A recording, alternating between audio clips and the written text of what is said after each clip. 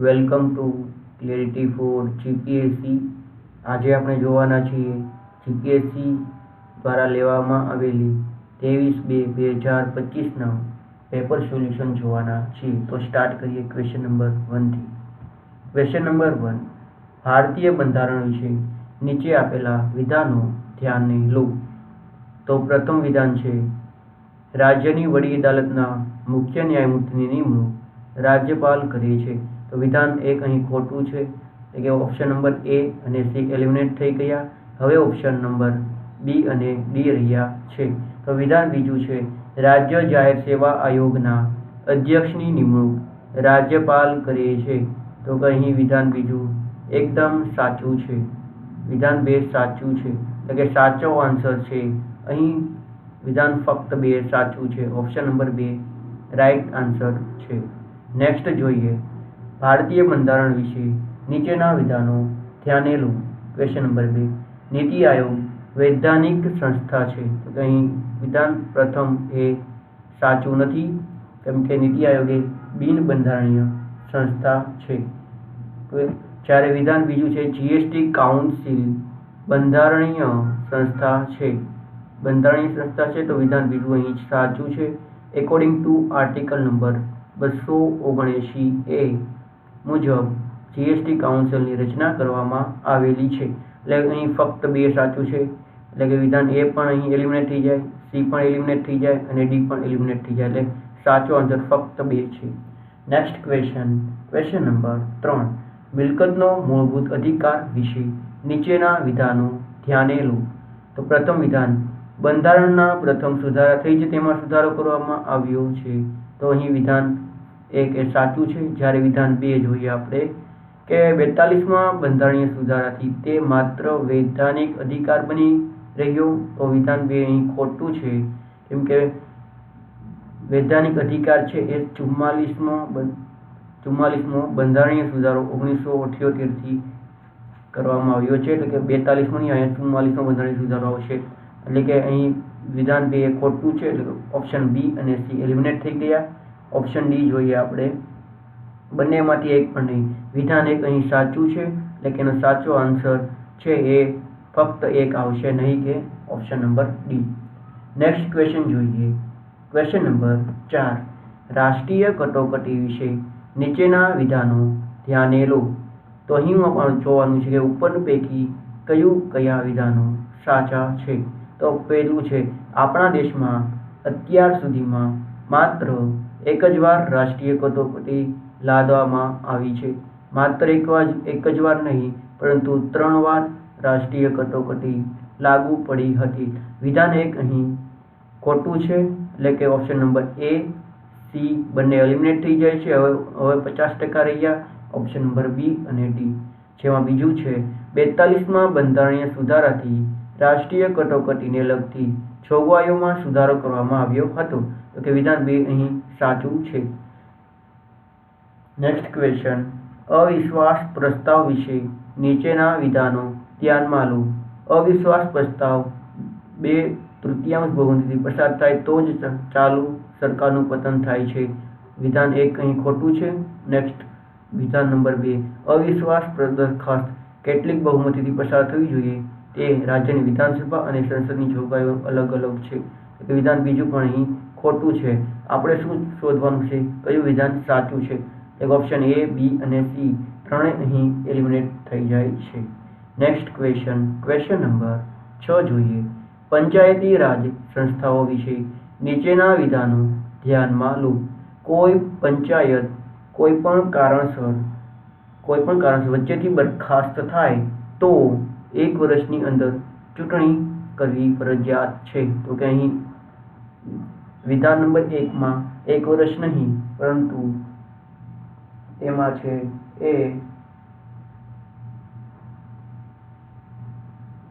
6 મહિનાની અંદર ચૂંટણી કરવી જરૂરી છે। જ્યારે વિધાન 1 અહીં ખોટું છે, એટલે કે સી અને એ એલિમિનેટ થઈ જાય। ક્વેશ્ચન નંબર 6 માં વિધાન નંબર 2, પંચાયત વચ્ચેથી દરખાસ્ત થતાં વચ્ચેથી ચૂંટણી કરવામાં આવે ત્યારે નવી ચૂંટાયેલ પંચાયત 5 વર્ષ માટે કાર્ય કરે છે નહીં। 5 વર્ષ માટે નહીં, જેટલો કાર્યકાળ વધે તે તે માટે એ પંચાયત ચાલુ રહે છે. એટલે કે વિધાન 1 અને 2 બંને અહીં સાચા નથી, એટલે કે સાચો આન્સર ડી થશે. Next question number 7. નીચેના વિધાનો ધ્યાનમાં લો.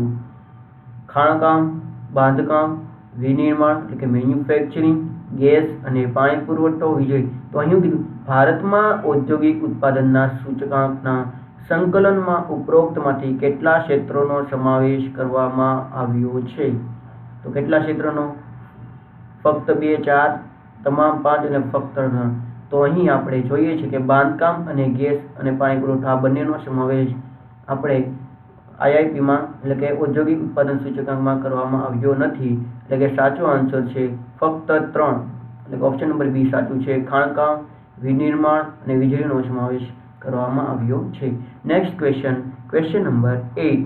નીચે આપેલ કૃષિ પેદાશમાંથી જે ભારત દ્વારા નિકાસ કરવામાં આવે છે, કોઈ પેદાશ છેલ્લા 5 વર્ષમાં મૂલ્યની દ્રષ્ટિએ વિકાસમાં સૌથી વધુ હિસ્સો ધરાવે છે?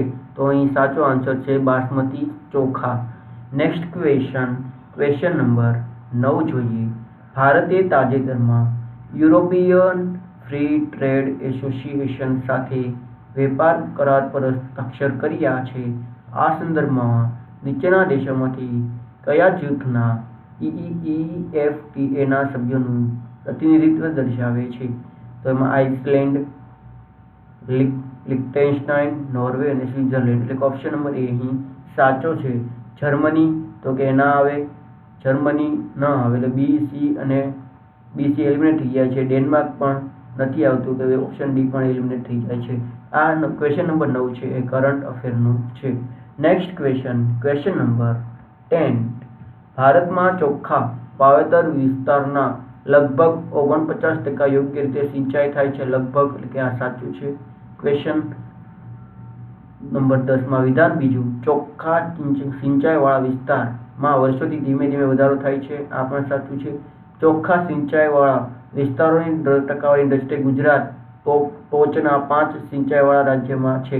કે આ સાચું નથી. ક્વેશ્ચન નંબર 10 વિધાન ત્રીજું સાચું નથી. એટલે કે અહીં બી, ડી અને સી આ ત્રણેય આપણે ક્વેશ્ચન નંબર 10 ત્રણેય એલિમિનેટ કરીએ તો આપણે સાચો આન્સર છે ફક્ત 1 અને 2. Next question number 11. ભારતના મત્સ્ય ઉદ્યોગ ક્ષેત્રે નીચેના વિધાનો ધ્યાનમાં લો. તો આપણે કયા વિધાનો સાચા છે તે જોવાનું છે. તો વિધાન નંબર 1 જોઈએ. ભારત વિશ્વના ત્રીજો સૌથી મોટો માછલી ઉત્પાદક દેશ છે. આ વિધાન પહેલું સાચું છે. અંદાજે 3/4 માછલી ઉત્પાદન દરિયાઈ મત્સ્ય ઉદ્યોગ દ્વારા પ્રાપ્ત થાય છે. એ પણ સાચું છે. માછલીનું ઉત્પાદન નિકાસ સર્વકાલીન ઉચ્ચ સ્તરે પહોંચી છે. એ પણ સાચું છે.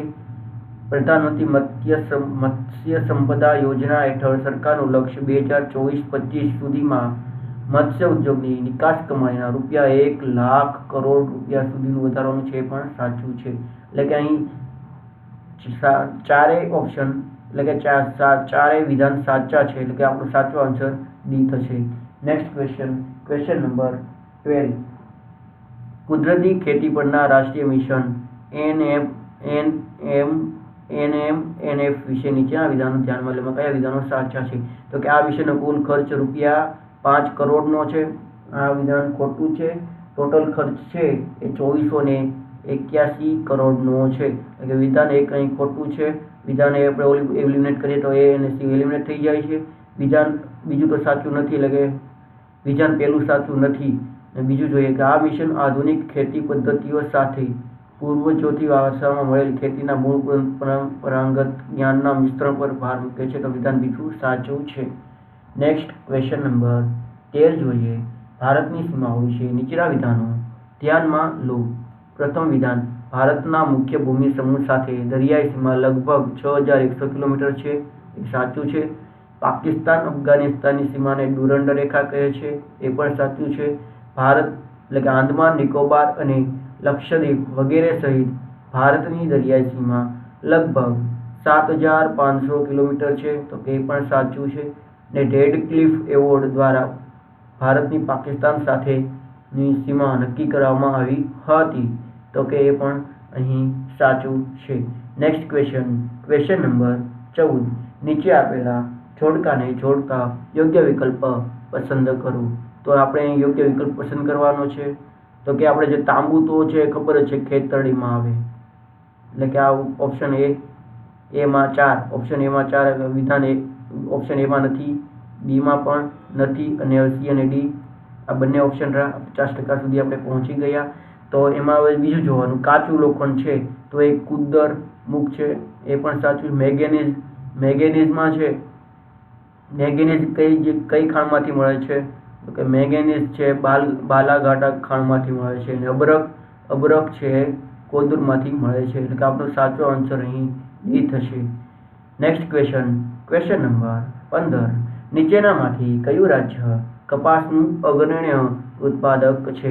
તો કે મહારાષ્ટ્ર રાજ્ય એ કપાસનું અગ્રણી ઉત્પાદક છે. ક્વેશ્ચન નંબર 16 જોઈએ આપણે. તો કે અહીં દીપકલીય ભારત એ અંગારાલેન્ડનો ભાગ હતો. અંગારાલેન્ડ ગોંડવાનાલેન્ડનો ભાગ હતો. એટલે કે આ વિધાન 1 છે અહીં ખોટું છે. એટલે કે એમાં પણ આપણું ઓપ્શન સાચું આપ્યું છે, બીમાં પણ સાચું આપ્યું છે, એટલે એ પણ ખોટું થશે, અને ડીમાં પણ આપણે 1 સાચું આપ્યું, એટલે કે એ પણ ખોટું થયું. ફક્ત આપણે વિધાન 1 આવડત તો પણ આપણે ક્વેશ્ચનને સોલ્વ કરી શક્યા હોત.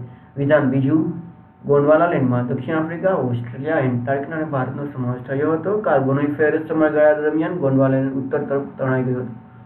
એટલે કે આ બંને વિધાન 2 અને 3 સાચું છે. Next question number 17. નીચેનામાંથી કયા વર્ગના જંગલો ભારતમાં સૌથી વધુ ટકાવારી ધરાવે છે? તો કે ઉષ્ણકટિબંધીય પાનખર જંગલો છે એ સૌથી વધુ ટકાવારી ધરાવે છે. Next question number 18. Vasco da gamma વિશે વિધાનો આપ્યા છે, એમાંથી આપણે કયા વિધાનો સાચા છે તે જોવાનું છે. તો એમાં વિધાન જો આપણે ત્રીજું જોઈએ તો ત્રીજું વિધાન જોઈએ, તે પશ્ચિમ કિનારે આવેલ કોચી બંદરે પહોંચ્યો હતો. કોચી બંદર નહીં, પણ અહીં કયા બંદરે પહોંચ્યો હતો? તો કે કાલિકટ બંદરે પહોંચ્યો હતો. કે વિધાન ત્રીજું અહીં ખોટું છે, એટલે વિધાન ઓપ્શન નંબર બી અને ડી અહીં એલિમિનેટ થઈ ગયા. હવે રહ્યા ઓપ્શન નંબર એ અને સી. 50% સુધી આપણે પહોંચી ગયા. તો પેલું તો કે પોર્ટુગીઝ નાવિક હતો, એ સાચું છે. ભારત આવવાનો નવો જળમાર્ગ શોધ્યો, એ પણ સાચું છે. અને રાજા જામોરીને તેને વેપાર કરવાની છૂટ આપી હતી, તો એ પણ સાચું છે. 1, 2 અને 4 સાચા છે, ત્રીજું ખોટું છે. એટલે ઓપ્શન નંબર એ સાચો થશે. નેક્સ્ટ ક્વેશ્ચન, પ્લાસીના યુદ્ધ વિશે નીચેના વિધાનો ધ્યાનમાં લો અને કયા વિધાનો સાચા છે તે જોવાનું છે. પ્લાસીના યુદ્ધથી ભારતમાં ઈસ્ટ ઇન્ડિયા કંપની સત્તાનો પાયો નખાયો, તો કે એ વિધાન સાચું છે. વિધાન નંબર 2, પ્લાસીના યુદ્ધથી ઈસ્ટ ઇન્ડિયા કંપનીને બિહાર, બંગાળ, ઓરિસ્સાની દીવાની સત્તા મળી હતી, કે આ વિધાન બીજું અહીં ખોટું છે.